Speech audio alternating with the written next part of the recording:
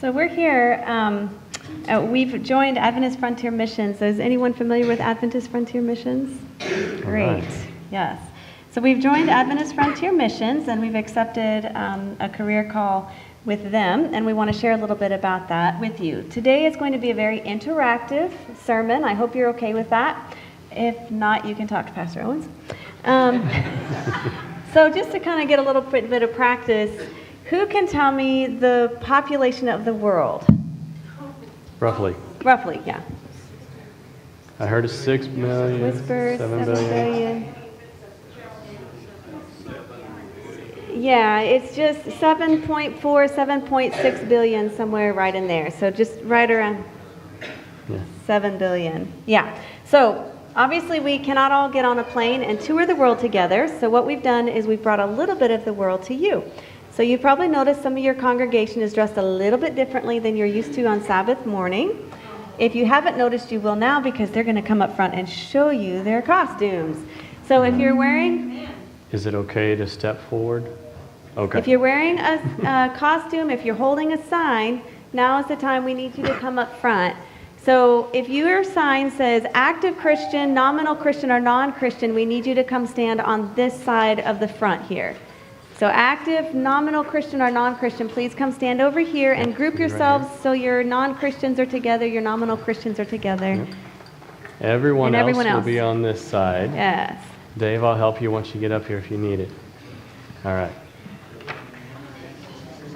Okay. And let's see here. I'm going to have you step right here. You got it? We've got one more nominal Christian. Can you come stand over here with... And one more Hindu. There we go. Over here, you'll stand next to her. And Dave, if I can get you to come down here, we'll have you stand next to this young gentleman. So David, if I can get everyone to shift this way just a hair. All right. All right. He has a very important question, baby. Didn't tell us. What's your question? I asked where the other active Christians were. That's a very good question. A very good question. We will answer that in just a moment. Yes. So, you good? I can help you tie it if you need it. Okay. So, isn't this exciting? You all are witnessing something that he is probably hoping to never do again. Okay. There you go. Thank you. All right. All right. Okay. Well, we are now set. So we are going to start. This half of the group is considered what is considered the reached parts of the world. Did you already say this? No. Okay. And this half is considered the unreached parts of the world. So the reached parts of the world represent those areas in the world that are within reach of the gospel. For example, when we were driving here this morning, there were many, many different kinds of churches that we drove past along the way. There are Christian radio stations. They have Christian co-workers, Christian neighbors.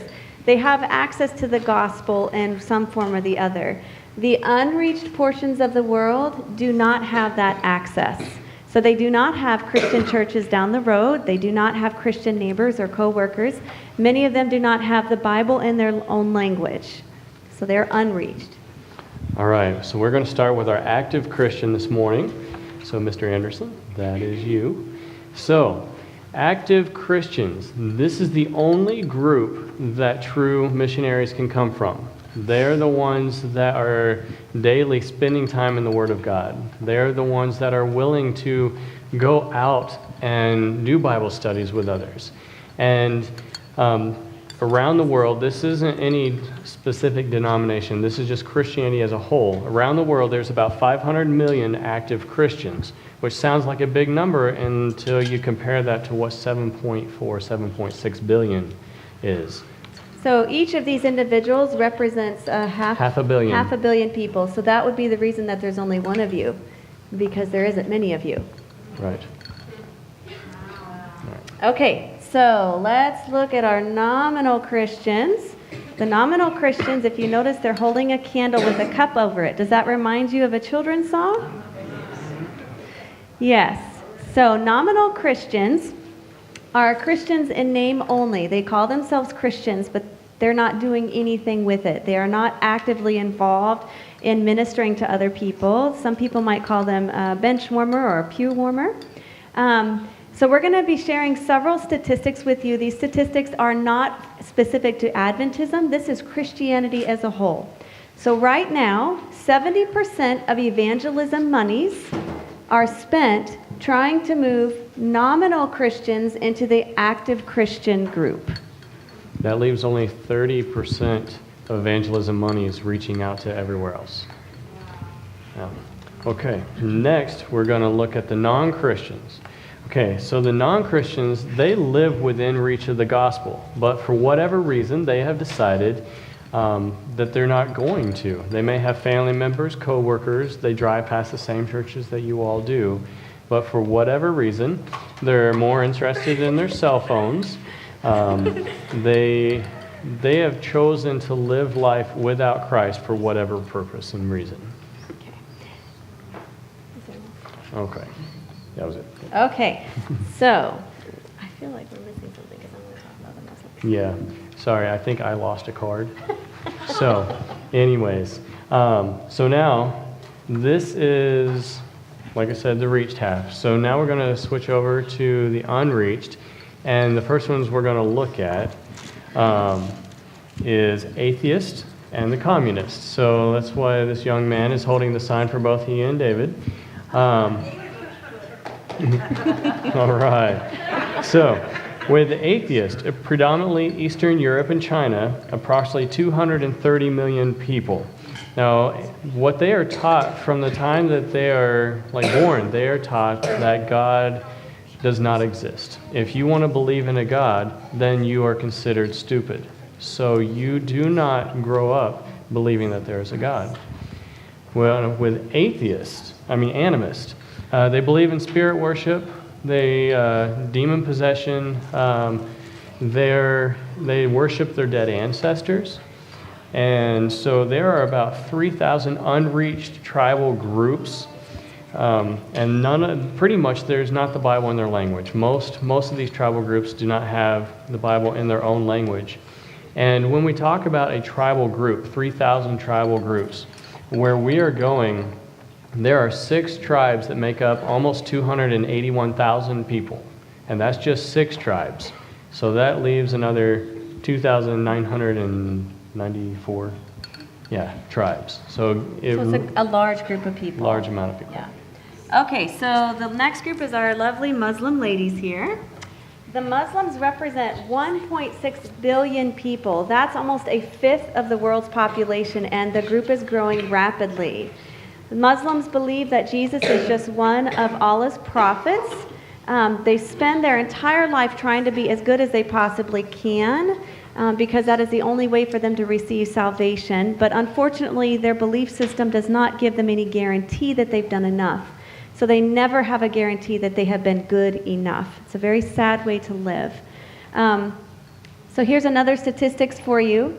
For every 1 million Muslims in the world today, there are 3 Christians working among them. Yeah.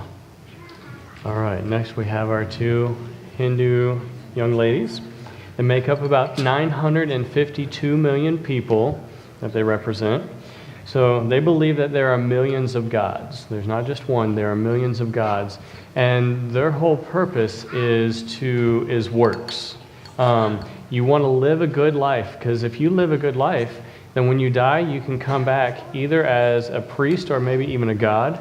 But if you live a bad life, you'll come back as a dog, possibly even a rat. So you want to be good. Okay, so our last group here represents the Buddhist and the Chinese folk religions. They represent about 1 billion people. The Buddhists follow Buddha's teachings of enlightenment, and unfortunately it just leads them into deeper and deeper spiritual darkness. The Chinese folk religions, they're basically their ancestor worship, similar to David, but they have many of the moral standards of the Buddhist religion. Right, so these 7 people represent approximately 7,000 people groups. In those 7,000 people groups make up about 3 billion people.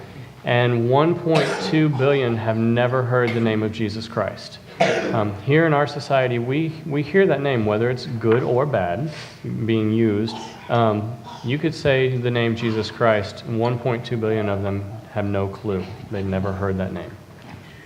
Okay, so we know that the rest of you are just very, very jealous that you're not standing up here with a fancy costume on. Who So, wanted to come up that didn't get a chance? Please raise your hand. All right, we've already got one, so go ahead with what you were going to say. okay, so in order for these people to hear the gospel, what do they need? But how are they going to hear about Jesus? Missionaries. We need missionaries. We need 10 of you. Actually, we need 8. We need 8 now. So we need 8 more missionaries. All right. I give you permission to go grab people. Yeah, usually she goes and grabs, but... Okay, all right, there's 9. So we've got 4. We need 6 more. Okay, 5 more. 4 more. You need to find 4 people. It's okay to grab adults too. 3 more. 2 more. Okay.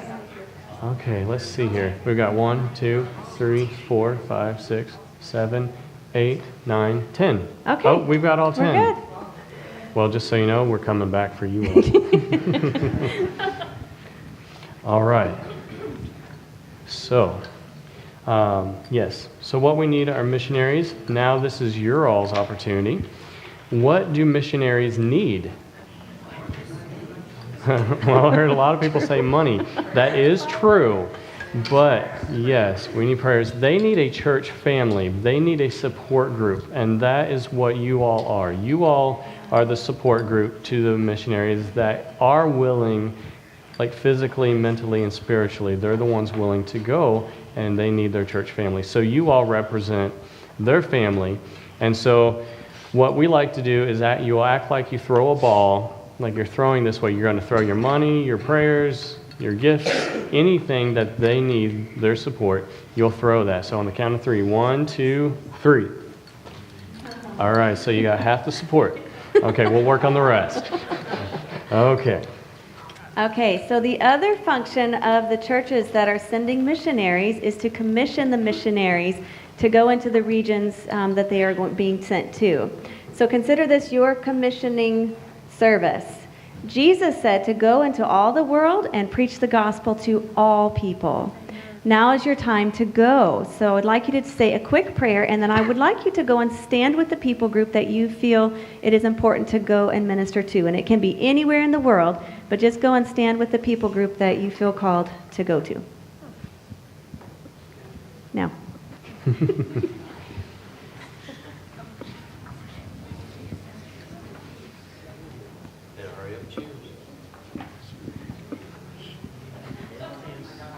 Mr. Active Christian has said no. Yeah. Wow. This is great. Okay. All right. Well, All right. we are going to move you all around just a little bit. Right now, I think we've got 5, 6, 7. Oh, Mr. Anderson. I think it's wonderful that you... Yeah. I just realized what you had done. Yes, Yeah. you did. But unfortunately, right now, we need you to stay on the reached side. You'll get it in a moment. You'll mess up our numbers here. Thank you for being an active Christian. Yeah, that was wonderful. All right, so we're going to move some people around a little bit. So I'll let you come to this side. We'll let you come over to this side. And I'll let you take the Bible and go on over to that side. We'll let you two go as well. And I'm going to let you stay. So right now, we have 1 missionary going to the reached and 9 going to the unreached. So it would be amazing if this is how missionaries were currently distributed in the world, because obviously the unreached people are the ones that are needing the most attention. But unfortunately, that is not the way that missionaries are currently distributed in the world. So we're going to reposition them again to demonstrate how missionaries are currently being distributed around the world. You can go back. You can go back. I'm going to let you stay. You can go on over. You can go back. You can go over, sir. You can come back over. And you can come with me. Okay, so we now have one Christian, one missionary going to the unreached, while we have 9 to the reached. So for every 10 missionaries that are sent out in the world today, only one is going to unreached people groups. The other thing, if you consider offerings, and again, just remember, this is not specific for Adventist churches. This is Christians as a whole. For every $100 that is put into the offering plate, how much of that do you think is going to reaching unreached people groups? 20%. 20%? What was? 15 cents? Any others? You got 5% back here. 5%? Okay. Out of every $100 that is put into offering plates right now, 1 cent is going towards reaching unreached people groups. So if you 1 cent. 1 cent out of $100. Yes. So to put that in a little bit of perspective, in America, people spend more money on Halloween costumes for their pets every year. Right. Now, we want to be very, very clear. It is a wonderful thing that there are missionaries going to the reached, because every single one of us knows somebody that is not following Christ, whether that's a family member, friends, co-workers. We need missionaries going to the reached parts of the world. Yes. So our prayer to God is that God will raise up a new group of people that is willing to go to the unreached parts of the world. Because in Matthew chapter 9, there's a verse that Jesus says, "The harvest is plentiful. Pray the Lord of the harvest to send forth laborers." So we're asking you today to pray and ask the Lord how He is calling each of you to be part of the gospel going into all the world. Yes. Okay, we've got some more to share, but we're going to give these lovely volunteers a break. So if you have a sign and a costume, if you wouldn't mind just putting it right here on the front row, and we can collect those And if it's hard to take off, you're welcome to take it off in the back. Yeah, I can try to help you untie. Sure. Oh, no. Can help tie these? I've just never helped untie. Would do what? I said I've helped. Okay. You did great. Thank you. My question is, why do I have to be doing that? Worshiping the mighty name? We've got volunteers up here that don't want to part with their costumes. I know. All right. And thank you all very much for your help. The ones that came up and the ones that threw the blessings. Thank you. So, Erin and I, we do not feel that we can ignore the call to go any longer. So as we have said, we've joined with Adventist Frontier Missions, and we are going to be going to Benin, West Africa. And after you leave the sanctuary, we have a booth that's set up, and there's actually a map of Africa. So you can see Africa with a little red section is lit up. That's Benin, and then the zoomed in. So you can look at that on there. But in the bulletins, don't want to forget this, there are interest forms. If you are interested in finding out more of what we have to share that we aren't able to share today, please fill that out and leave that with us today. That is our way of contacting you. There's different boxes you can check. You can have our personal newsletter, the free magazine, be part of our prayer team, give monthly donations, or however God is leading you. If you feel God calling you to actually go as a missionary, we would love to be able to talk with you and pray with you and talk about that as well. But the only way that we can reach out to you is if you leave those with us today. And we have a little box on our table. You can either hand it to us or you can leave it in that box.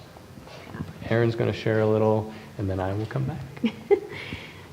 So David was wearing the grass skirt, and he was representing the religions of animism. The area that we are going to is Benin, West Africa. That is the birthplace of voodoo. So the national religion of Benin is voodoo. They're very proud of that. They have a voodoo festival that draws people worldwide every year. The area that we're going is the Pendjari region. It's the upper northern region of Benin. It's very hot. We were just talking with our partners that are there just the other day, and it was 118 degrees, and it had been 122 degrees the day before that. Just about a month ago, we were talking with her, and it was about 9 o'clock over in Benin local time in the evening, 9 p.m., and it was still 109 degrees in her kitchen. So it's a very hot, arid area. They have about 4 months of rainy season when the temperatures go down into the upper 80s and 90s with high humidity. So think the hottest days of summer here in Tennessee is going to be our coolest days in the Pendjari region of Benin. Most people do not have electricity on a regular basis. There is no plumbing in the buildings. They have village wells that people go to get the water from. And some of these women are walking up to 2 to 3 miles a day with the 5-gallon jugs to get their water for the entire day. So anything that you can think of that you would use water for the day comes from those 5-gallon jugs. Each way. So because they don't have regular access to electricity, refrigeration is a foreign concept to them. So women, for me, I don't know about for you, but for me, this has been something I cannot wrap my mind around, not having a refrigerator, but I'm trying because I'm going to have to. So they do their meals literally meal by meal, and they have learned some really interesting ways of preserving food for maybe a day or two, but there is no such thing as refrigeration. The people are polygamous for the majority, and so it is not uncommon for them to have 3 or 4 wives, and they have, of course, children from each of those wives.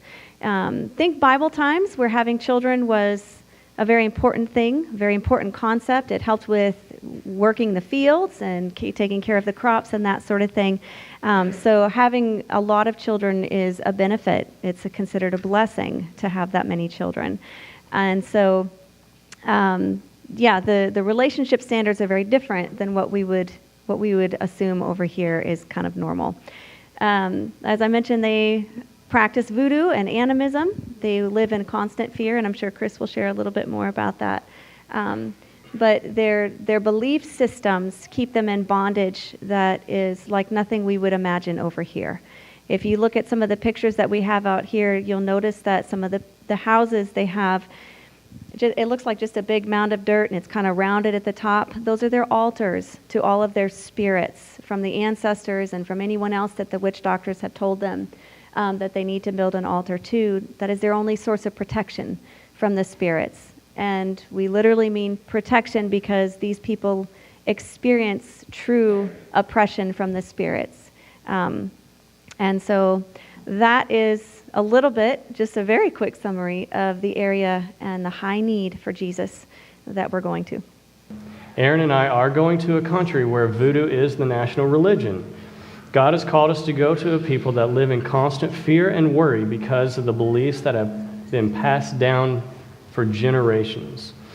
What do you think would happen if Erin and I walked into a village and we were to tell them that they need to put away their idols, they need to stop drinking their beer, they need to stop going to the witch doctor, they need to stop praying to their dead ancestors, but instead they need to start going to church on Sunday, become a vegetarian, or even go a step further and become a vegan when they have a hard time getting enough food as it is? What if we told them that their dead ancestors were actually dead and that they were not able to hear them? What if we came in and told them that they are sick and they need to go to the hospital instead of going to the witch doctor? But then their family says, if you don't go to the witch doctor, you are going to be ostracized, kicked out, we place a curse on you, you will be tormented, and possibly even killed. That is reality in Benin, West Africa. So I ask, what can we do? So let's go to the book of 2 Timothy, chapter 4, verses 1 and 2. So 2 Timothy, chapter 4, verse 1 and 2. If you hit Hebrews, you're gone just a tad far. So one more time, that's 2 Timothy chapter 4, verses 1 and 2. This is Paul speaking to Timothy now. It says, I charge you therefore before God and the Lord Jesus Christ, who will judge the living and the dead at his appearing and his kingdom. Preach the word. Be ready in season and out of season. Convince, rebuke, exhort with all long-suffering and teaching. I know some versions, the long-suffering is patience. And so one of the things that jumps out at me is the patience, or the long-suffering. Paul is telling Timothy to preach the word of God. We must be ready at all times, in all seasons, to preach God.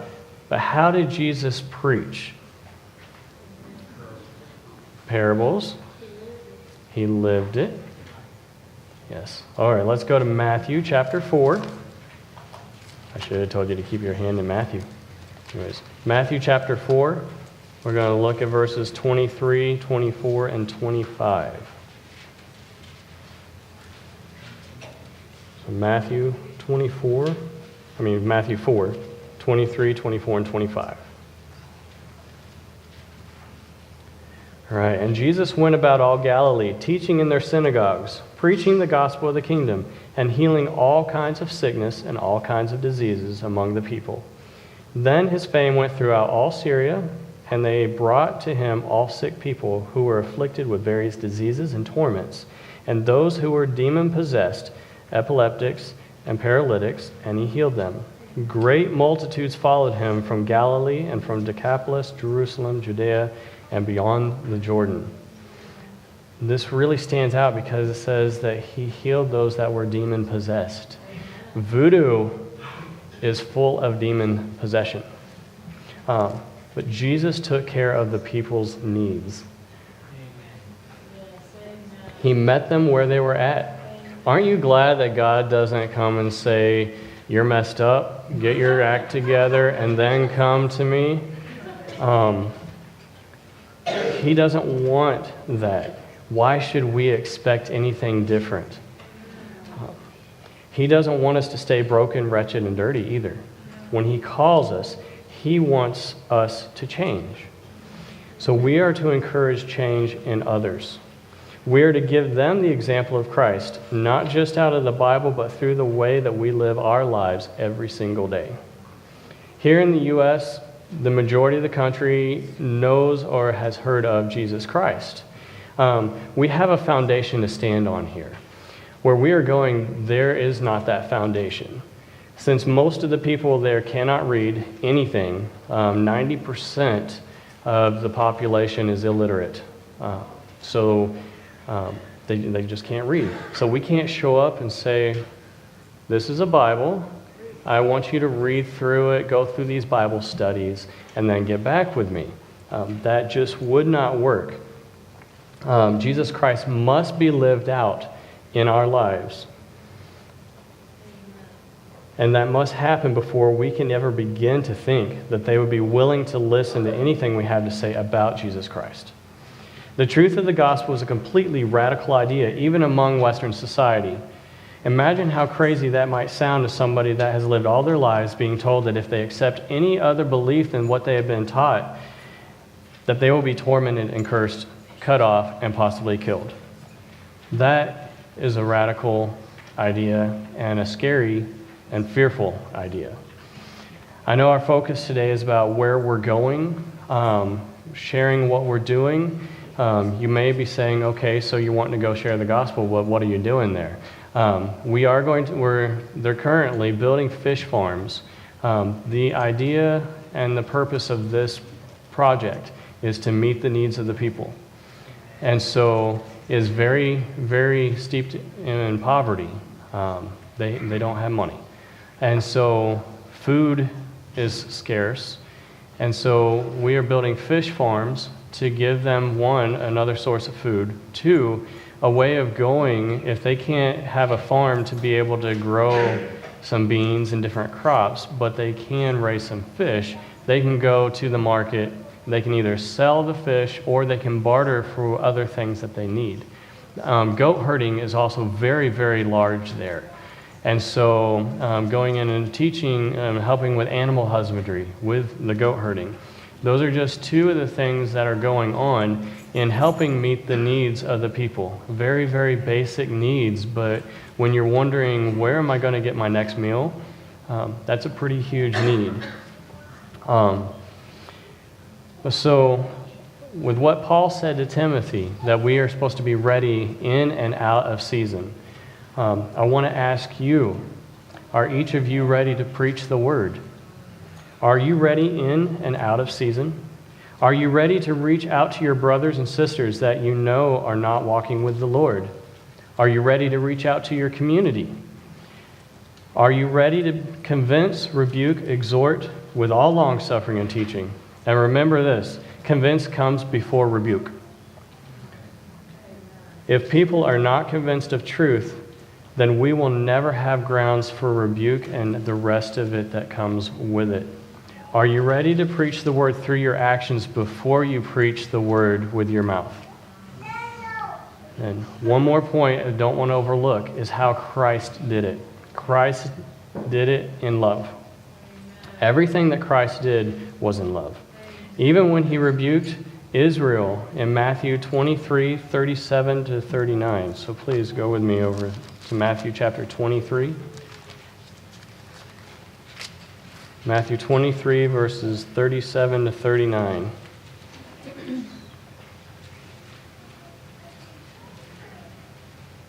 Okay.